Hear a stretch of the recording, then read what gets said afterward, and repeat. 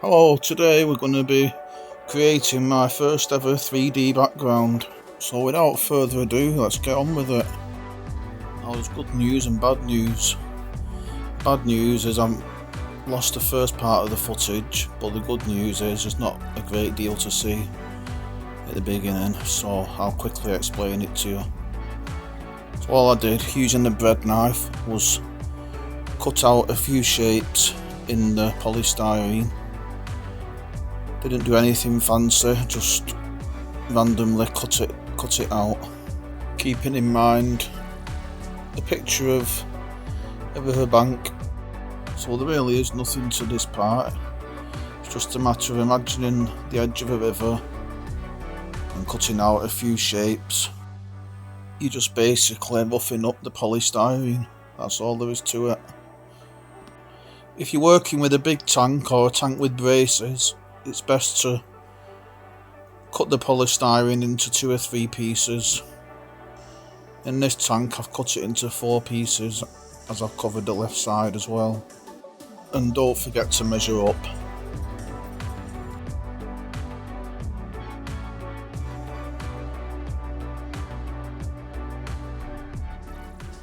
Now all I'm doing here is using the heat gun to seal the polystyrene.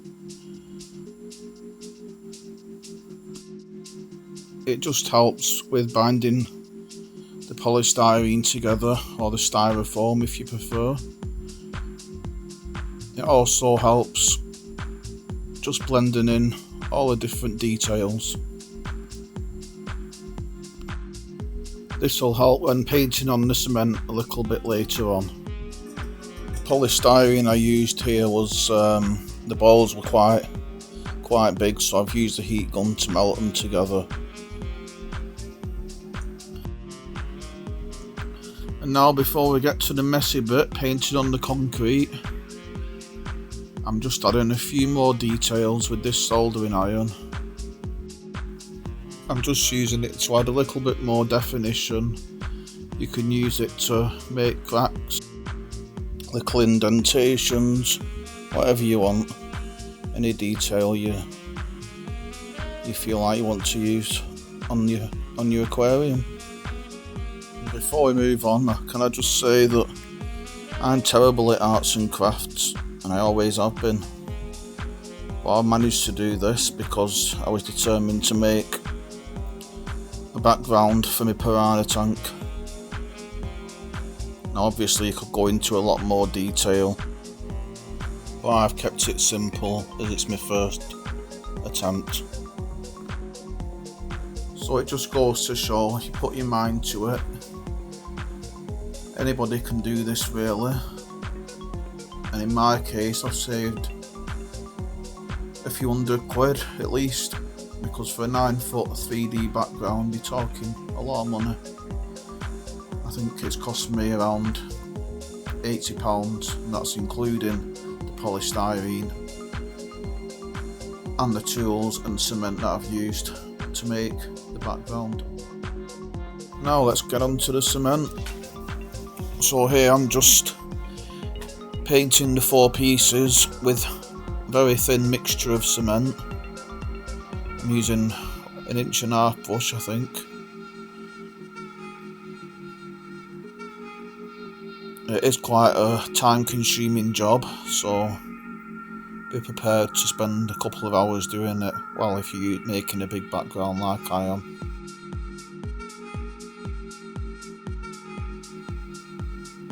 You want to thin it to a sort of gravy-like texture if you like, just a bit thicker than water but not too thick either.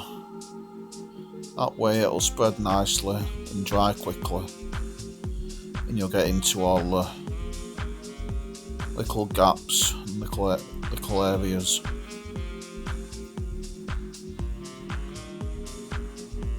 You may want to use a bigger brush, but I found the smaller brush helped me get into all the little gaps a lot easier.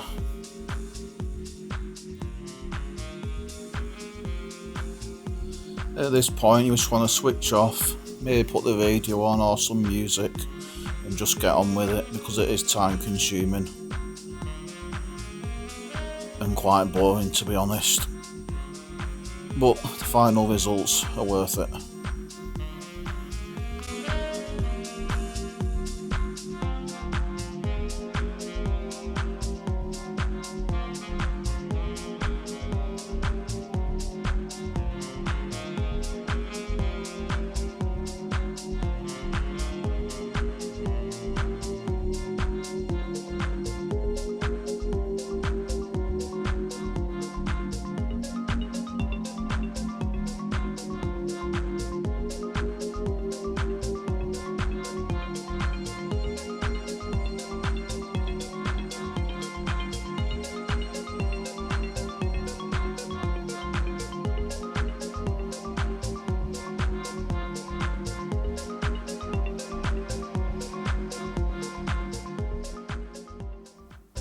And when you've finished, you should end up with something like this.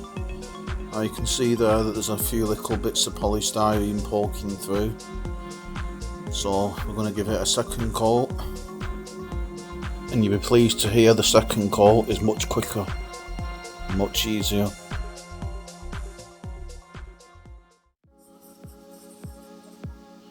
And going back to early on in the video, I decided that I wanted to create a riverbank, and in doing that I decided to get some Coco fibre and add it into the cement as I was applying the second coat. Now you don't have to do this, but my reason for doing this was to add a natural texture and earthy tones to the background.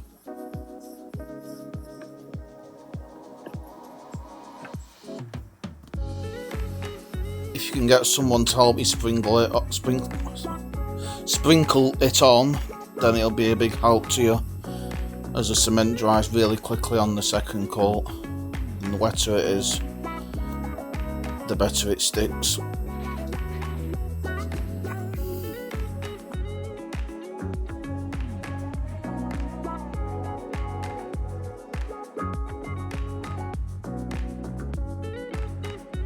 See, it goes on a little bit easier here and spreads a little bit easier, and you can probably get away with thinning the cement a little bit more than on your first coat as well.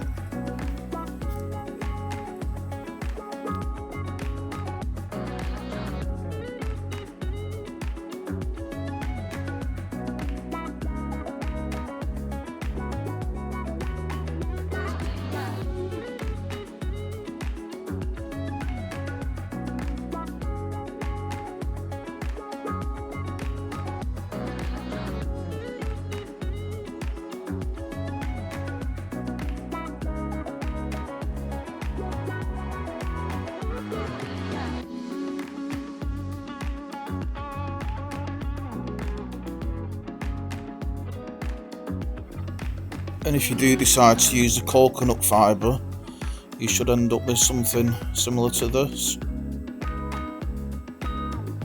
Now you don't need to use the cocoa fibre, you can also use paint, or you can use whatever you want really. As a little bit later on in the video we'll be sealing it as well.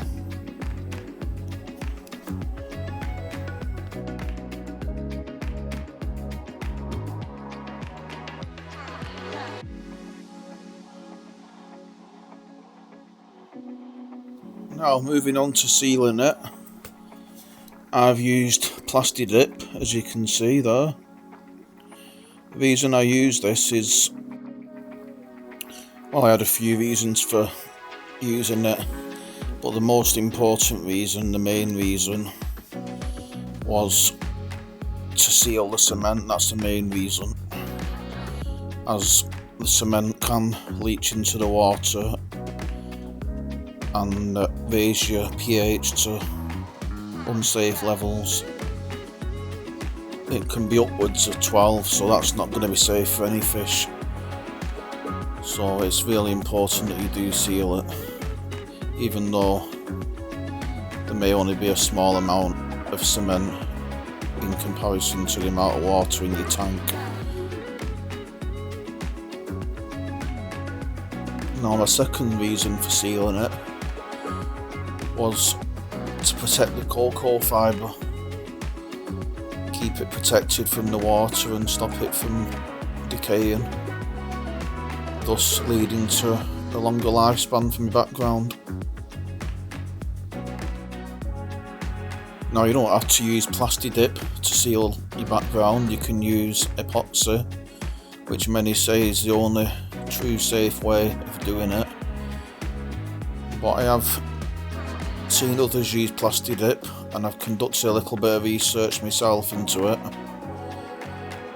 and I'm sat here now doing the voiceover for this video, and I can say that it's worked perfectly with the background up to now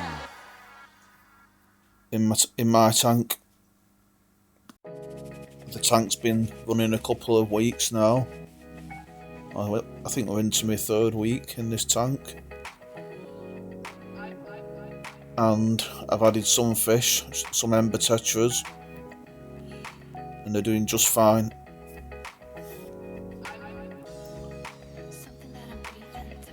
pH hasn't been affected by the background, and obviously the water isn't toxic or anything. But please do remember to allow the Plasti Dip to dry out for a couple of days and cure before filling up your tank with water.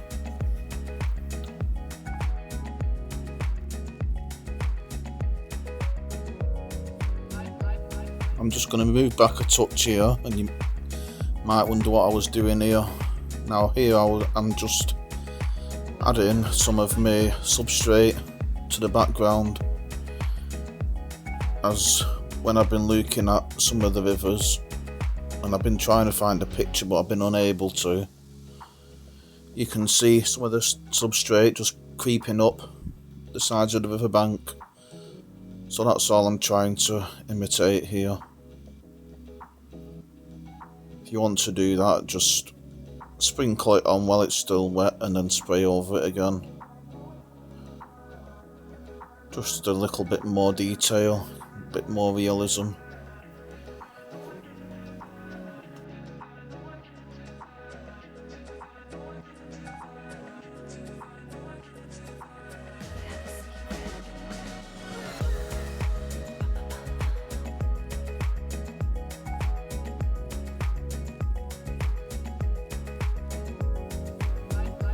Now we're fixing it on with silicone, nice and easy. I'm using an Aquarium safe silicone, it's HA6, not specifically made for aquariums, but it is Aquarium safe, so that's HA6. What you want to avoid getting when it comes to silicone is any silicone that has mold protection or is mold resistant, because that carries the chemicals that can be harmful to your fish.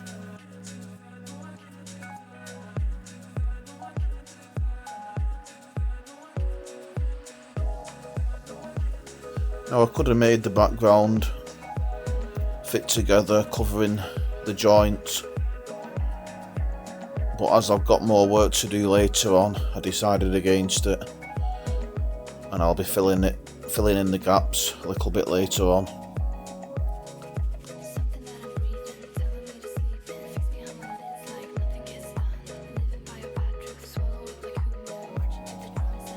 So it's looking something like now, and all we need to do is fill in the gaps, and for me I'm adding roots to this now to add to the riverbank effect.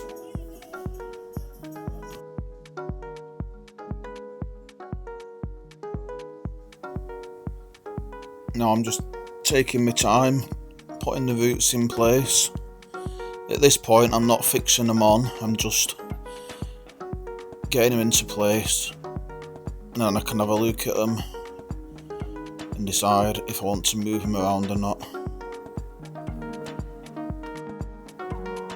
I'm just using a little bit of packing foam and super glue to attach to attach the roots to the background.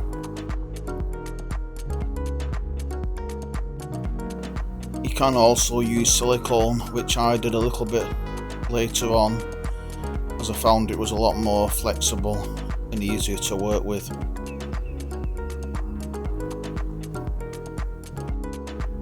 Now you can make your background without roots. The reason I'm showing you this is because it's part of the finished project, and I want to show you how I blended the roots into the background. I'm getting close to the end now, and I'm just using some expanding foam what I had left over from building my fish room. If you need to buy it, it's not too expensive, £5 or £6 I think. And all I'm doing here is just filling in the gaps.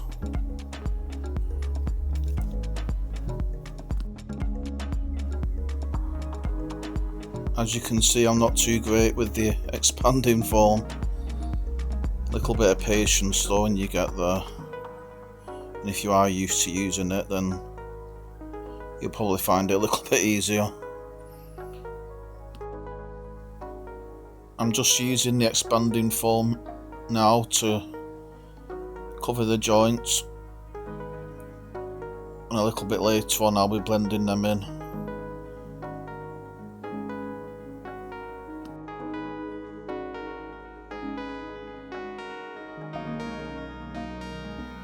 You could even go a little bit further with this and spray a few little rocks onto the base of the aquarium. I didn't do this, but it was just an afterthought now I'm here doing the voiceover. This little bit seemed to go quite smoothly. And now I'm just using a Stanley knife actually.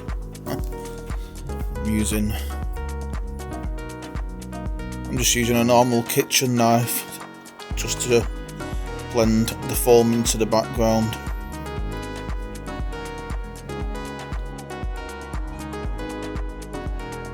You don't need to be too precise with this. And ideally you want to leave any expanding foam for 24 hours to dry before cutting it.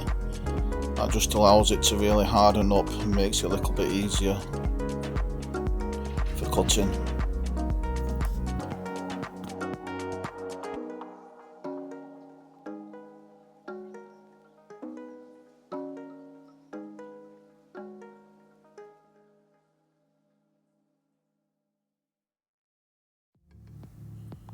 And final touches now, just touch up with cement, add your cocoa fibre, and don't forget to seal up any areas you've touched up. And there you have it, an amateur's first attempt at a 3D aquarium background.